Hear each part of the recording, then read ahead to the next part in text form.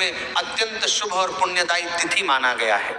मान्यता है कि इस पावन रात्रि में कुछ विशेष धार्मिक नियमों का पालन करने और 3 पवित्र चीजों का सही विधि से सेवन करने से व्यक्ति के जीवन में सुख, समृद्धि, धन, धान्य और सकारात्मक परिवर्तन का मार्ग खुल सकता है।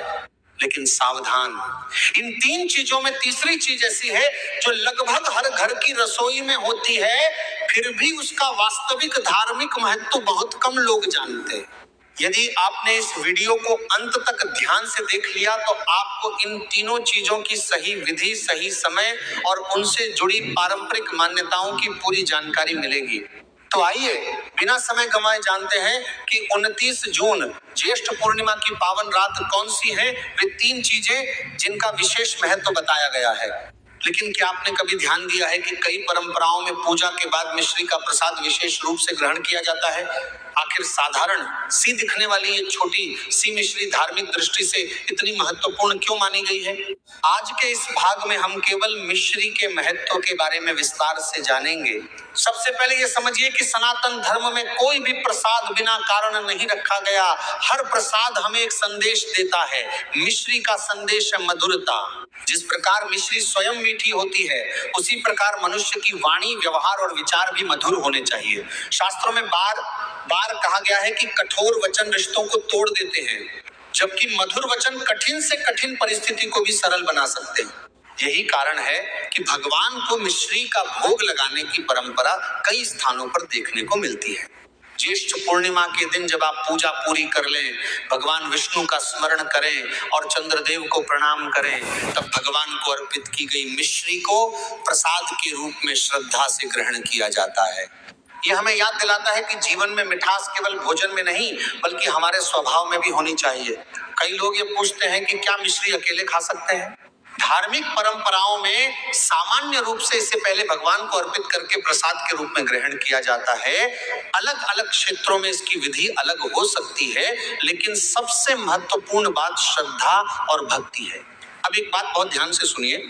आजकल लोग किसी भी धार्मिक उपाय को केवल धन प्राप्त करने का माध्यम मान लेते हैं, लेकिन सनातन धर्म हमें सिखाता है कि भगवान पहले मन को बदलते हैं, फिर परिस्थितियां बदलने का मार्ग खुलता है। जब मन शांत होता है, निर्णय सही होते हैं। जब निर्णय सही होते हैं, तब कर्म अच्छे होते हैं, और जब कर्म अच्छे होते हैं, तब जीवन में उन्नति के अवसर बढ़ते हैं। इसीलिए मिश्री केवल मिठास का प्रतीक नहीं बल्कि सकारात्मक सोच का भी प्रतीक मानी जाती है। कई परिवारों में इस दिन मिश्री को पंचामृत में मिलाकर भगवान को अर्पित किया जाता है। कुछ स्थानों पर इसे दूध के साथ भोग लगाया जाता है, कहीं केवल मिश्री का प्रसाद बांटा जाता है। परंपराएं अलग हो सकती हैं, लेकिन भावना एक ही रहती है, भगवान के प्रति कृतज्ञता। अब यहाँ एक छोटी सी लेकिन महत्वपूर्ण बात है। यदि आप ज्येष्ठ पूर्णिमा के दिन मिश्री का प्रसाद ग्रहण कर रहे हैं, तो उसी दिन यह भी संकल्प लें कि आज किसी से कटु वचन नहीं बोलेंगे, किसी का अपमान नहीं करेंगे, किसी के प्रति मन में द्वेष नहीं रखेंगे, द्वेष मन में द्वेष नहीं रखेंगे, द्वेष मन में द्वेष नहीं रखेंगे। यदि आप ज्येष्ठ पूर्णिमा के दिन मिश्री का प्रसाद ग्रहण कर रहे हैं, क्योंकि यदि प्रसाद ग्रहण करने के बाद भी हमारा व्यवहार पहले जैसा ही रहे, तो प्रसाद का वास्तविक संदेश अधूरा रह जाता है। याद रखिए, भगवान को सबसे अधिक प्रिय हमारा निर्मल मन और सच्ची भक्ति है। अब हम बात करने जा रहे हैं उस पवित्र वस्तु की जिसके बिना भगवान विष्णु की पूजा अधूरी मानी जाती है। जी हाँ, हम बात कर रहे हैं तुलसी माता की। लेकिन क्या आपने कभी सोचा है कि आखिर भगवान विष्णु को तुलसी इतनी प्रिय क्यों है? क्यों हर वैष्णव पूजा में तुलसी पत्र अवश्य चढ़ाया जाता है? और ज्येष्ठ पूर्णिमा के दिन तुलसी को लेकर इतने नियम क्यों बताए गए हैं? आज हम इन्हीं सभी बातों को विस्तार से समझेंगे। सबसे पहले ये जान लीजिए कि सनातन धर्म में तुलसी को केवल एक पौधा नहीं माना गया, बल्कि माता तुलसी का स्वरूप माना गया है। यही कारण है कि भारत के लाखों घरों में तुलसी की प्रतिदिन पूजा की जाती है। मान्यता है कि जिस घर में तुलसी का पौधा होता है, वहां का वातावरण सात्विक और पवित्र बना रहता है। सुबह शाम तुलसी के पास दीपक जलाने और भगवान का स्मरण करने की परंपरा भी इसी कारण चली आ रही है। अब प्रश्न आता है कि ज्येष्ठ पूर्णिमा के दिन तुलसी का विशेष महत्व क्यों माना जाता है? धार्मिक परंपराओं के अनुसार पूर्णिमा का दिन भगवान विष्णु की आराधना के लिए अत्यंत शुभ माना जाता है। इसलिए इस दिन भगवान विष्णु को तुलसी पत्र अर्पित करना विशेष पुण्यदायी माना गया है। लेकिन यहाँ एक नियम है जिसे बहुत से लोग नहीं जानते। पूर्णिमा के दिन तुलसी पत्र तोड़ने से बचना चाहिए। इसी कारण कई लोग पूजा के लिए आवश्यक तुलसी पत्र एक दिन पहले ही श्रद्धा के साथ तोड़कर सुरक्षित रख लेते हैं। पूजा के समय उसी तुलसी पत्र को भगवान विष्णु को अर्पित किया जाता है। अब बात आती है कि पूजा के बाद तुलसी पत्र को ग्रहण क्यों किया जाता है। धार्मिक मान्यता है कि भगवान को अर्पित किया गया तुलसी पत्र प्रसाद स्वरूप ग्रहण करना भक्ति और समर्पण का प्रतीक है।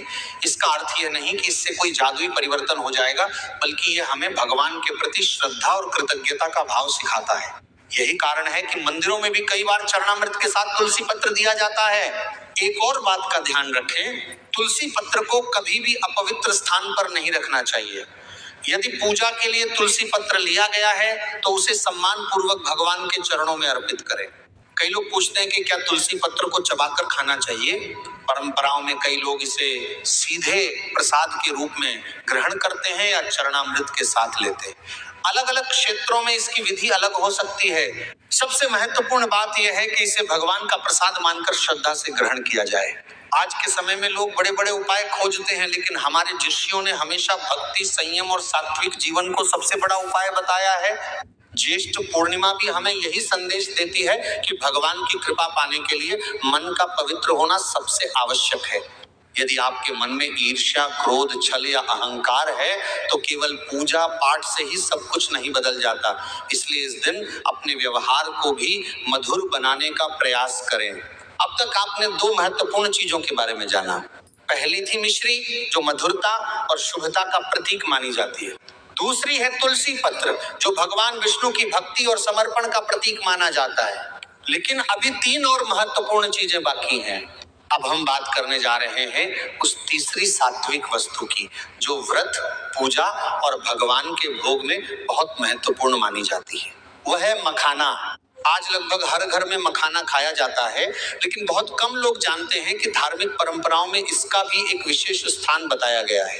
सबसे पहले यह समझिए कि सनातन धर्म में व्रत का अर्थ केवल भूखे रहना नहीं होता।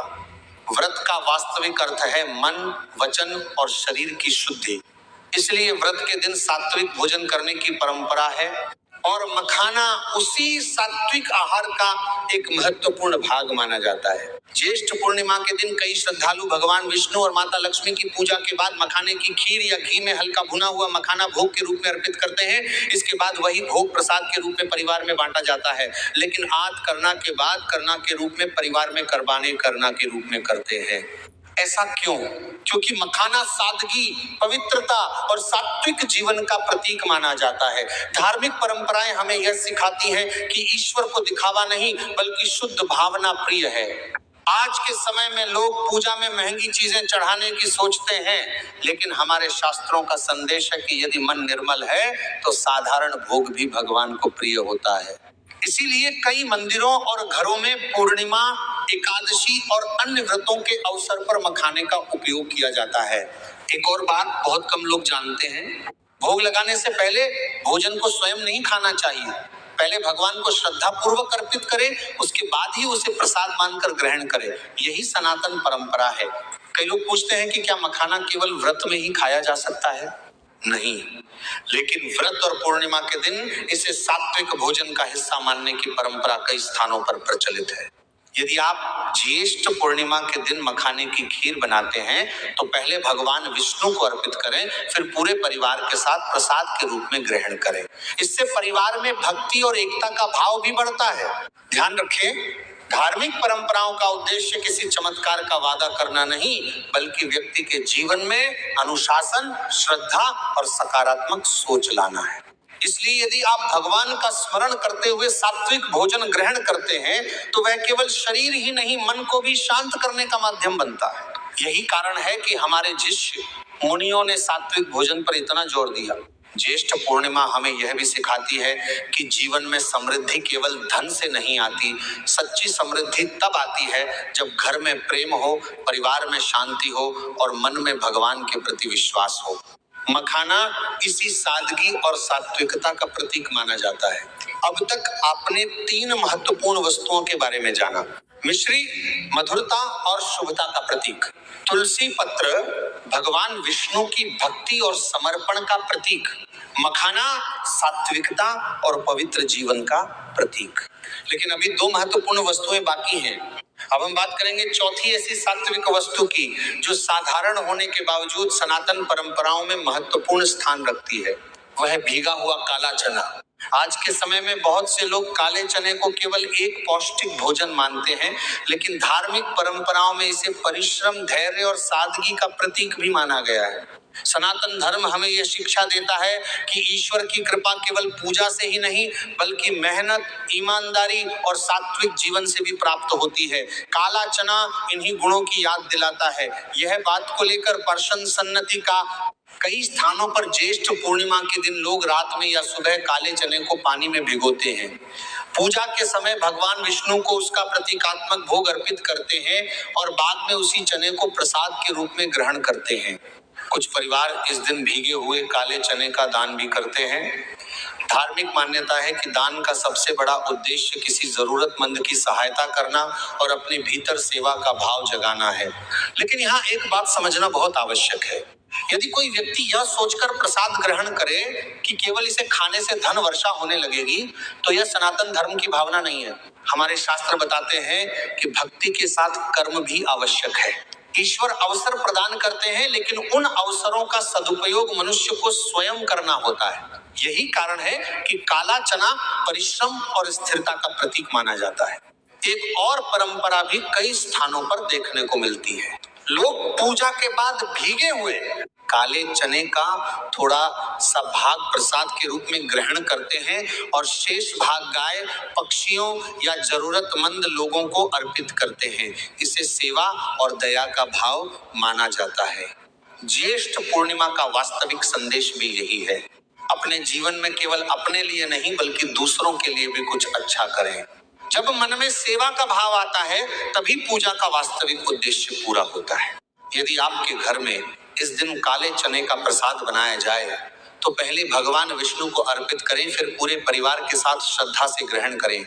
इस दौरान भगवान से केवल धन ही नहीं बल्कि सद्बुद्धि, स्वस्थ जीवन, अच्छे संस्कार और परिवार की सुख शांति की भी प्रार्थना करें। क्योंकि यदि बुद्धि सही हो, कर्म सही हो और भगवान का आशीर्वाद साथ हो तो जीवन में उन्नति के मार्ग स्वयं बनने लगते हैं। अब तक आपने 4 महत्वपूर्ण वस्तुओं के बारे में जाना।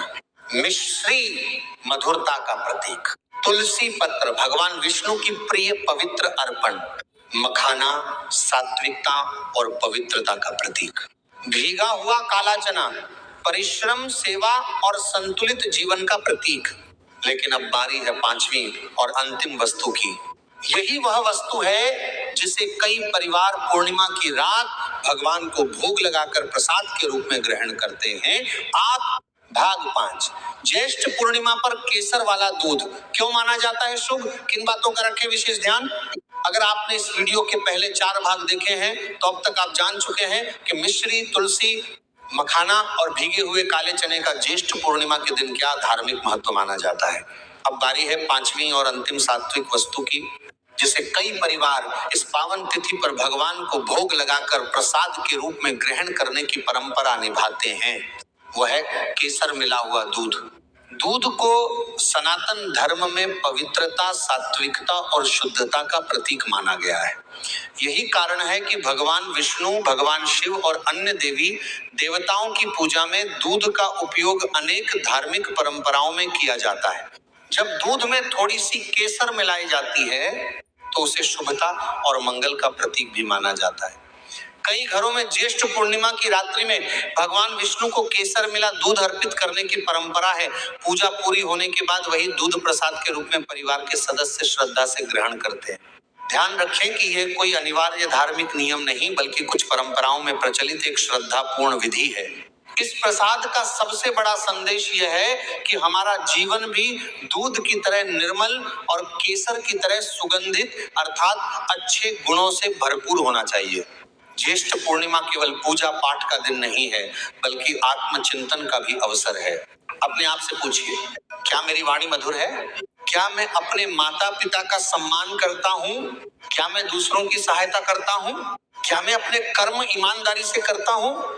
यही वे प्रश्न हैं जो किसी भी पूजा को सफल बनाते हैं।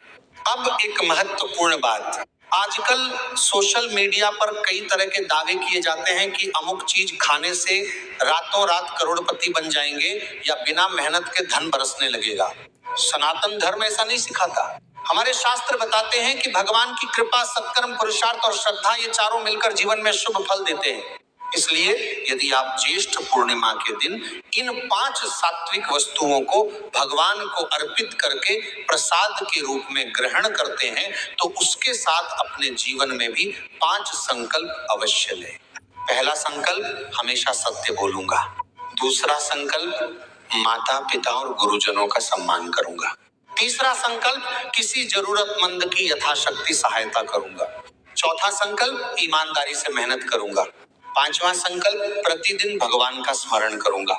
यदि इन 5 संकल्पों के साथ आप पूजा करेंगे तो यही ज्येष्ठ पूर्णिमा आपके जीवन में आध्यात्मिक उन्नति का माध्यम बन सकता है।